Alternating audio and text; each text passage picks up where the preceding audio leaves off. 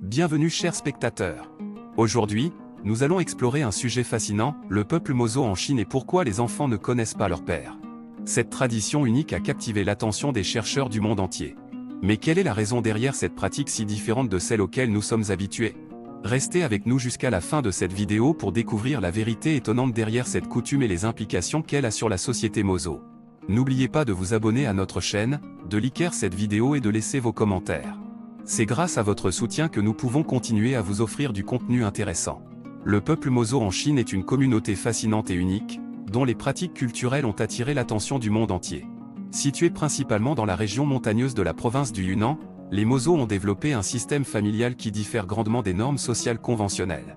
L'un des aspects les plus intrigants de leur culture est le fait que les enfants ne connaissent pas leur père biologique. Cette particularité a suscité de nombreuses questions et a éveillé la curiosité de nombreux chercheurs et anthropologues. Pour comprendre pourquoi les enfants Mozo ne connaissent pas leur père, il est essentiel de plonger dans les traditions et les pratiques matrimoniales de cette communauté. Les Mozo ont adopté un système appelé « marche du mariage », qui est basé sur la philosophie du mariage libre et sans engagement. Contrairement à la plupart des cultures occidentales, le mariage n'est pas une institution rigide chez les Mozo. Au lieu de cela, les femmes jouissent d'une grande liberté dans le choix de leur partenaire. Dans la société Mozo, les femmes ont un rôle central et sont considérées comme les chefs de famille. La résidence est matrilocale, ce qui signifie que les époux vivent avec la famille de la femme.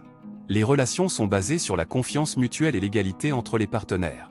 Les Mozo croient fermement en l'importance des liens familiaux et accordent une grande valeur à l'harmonie dans les relations. Dans ce système, les enfants sont élevés par leur mère et leurs oncles maternels. Contrairement à de nombreuses autres cultures, la paternité biologique n'est pas un aspect crucial de l'identité d'un enfant Mozo. Au lieu de cela, l'accent est mis sur la communauté et le rôle que chaque membre joue dans la vie de l'enfant. Les oncles maternels sont considérés comme des figures paternelles et assument une grande responsabilité dans l'éducation des enfants. Cette approche unique de la parentalité a été étudiée de près par les chercheurs, qui ont tenté de comprendre les implications de ce système sur le développement des enfants Mozo. Certaines études suggèrent que cette structure familiale favorise l'indépendance et l'autonomie chez les enfants, car ils sont exposés à différents modèles de rôles parentaux. De plus, l'absence de l'obligation de la paternité biologique peut permettre aux hommes Mozo de s'engager davantage dans d'autres aspects de la vie communautaire.